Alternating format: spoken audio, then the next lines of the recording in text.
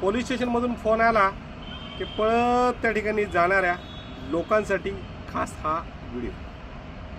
बरेच लोक वकिलांचे पैसे वाचावेत, वकिलाला पैसे द्यायची वेळ येऊ नये म्हणून काय करतात, स्वतःच पोलीस स्टेशनला जाऊन येतात. त्या दिवशी त्याने वकिलाला फोन केला, म्हणला पोलिसांचा फोन आला होता, माझ्याकडून किरकोळ मारामारी झाली होती, पोलिसांनी मला बोलवलं आहे.